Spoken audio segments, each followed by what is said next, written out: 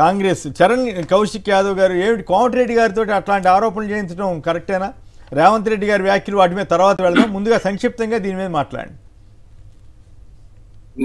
మొన్న ఏదైతే రాజలింగమూర్తి గారి హత్య ఉన్నదో ఆ హత్య విషయంలో వారి కుటుంబ సభ్యులు ఏదైతే చెప్పినటువంటి విషయం మీద మాత్రమే కోమటిరెడ్డి వెంకటరెడ్డి గారు మాట్లాడారు. ఎందుకంటే వారు గతంలో చాలా సంవత్సరాల నుంచి కాళేశ్వరం మీద పోరాటం చేస్తున్నారు కాబట్టి ఈ కాళేశ్వరం మీదనే హత్య జరిగి ఉంటే వేరే కాళేశ్వరం అని చెప్పేసి డైరెక్ట్ బయటకు వస్తుంది కాబట్టి భూమి వివాదాన్ని మధ్యలో తీసుకొచ్చి భూమి వివాదం పేరు మీద హత్య చేసినట్టుగా ఆనవాళ్ళు కనపడతా ఉన్నాయి కాబట్టి ఆ దిశ విచారణ చేయాలని చెప్పేసి చాలా ఆయన అడుగుతున్నాడు కదా, సిఐడి కాకపోతే సిబిఐ వేసుకోండి అన్నారు, మరి దానికి ఏంటి సార్? ఇప్పుడు వారి కుటుంబానికి సంబంధించి ఇప్పుడు సర్లా గారు కౌన్సిలర్ గా పనిచేస్తామని బీఆర్ఎస్ పార్టీలో వాళ్ళే వాంగ్మూలి నిన్న వీడియో కూడా ప్లే చేసినారు.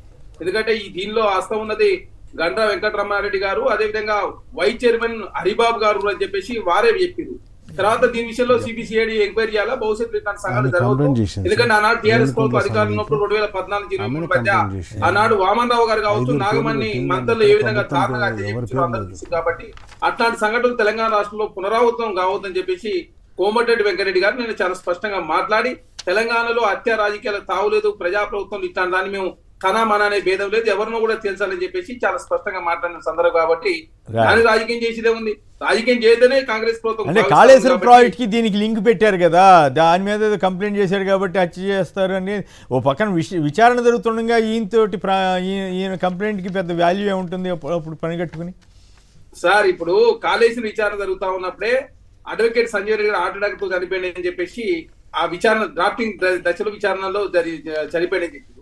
ఇప్పుడు 26వ తారీఖు నాడు కేసు ఉన్నది, నోటీసులు ఆల్రెడీ హరీష్ రావు గారు కేసీఆర్ గారికి ఇచ్చిన తర్వాత ఇప్పుడు ఏకంగా రాజలింగమూర్తి గారు చనిపోయారు కాబట్టి వారు చాలా సుదీర్ఘకాలం నుంచి కాళేశ్వరం మీద పోరాటం చేస్తున్నారు కాబట్టి ఇప్పుడు భూ వివాదాన్ని తీసుకొచ్చి దీన్ని కాళేశ్వరం మీదనే నేను హత్య చేసి ఉంటే కాళేశ్వరం బయటపడుతుంది కాబట్టి భూమి వివాదాన్ని తీసుకొచ్చి ఆ ముసుగులో హత్య జరిగింది ఆ కోణంలో విచారణ చేయాలని చెప్పేసి ప్రభుత్వం కోరితే తప్పే ఉంది సార్. ఒక మంత్రిగా తెలంగాణ రాష్ట్ర హత్యా రాజకీయాలు మేము సైతం హత్యా రాజకీయాలకు మేము కాంగ్రెస్ ప్రభుత్వం వ్యతిరేకం, ఎవరున్నా కూడా వదిలిపెట్టే ప్రసక్తి లేదు.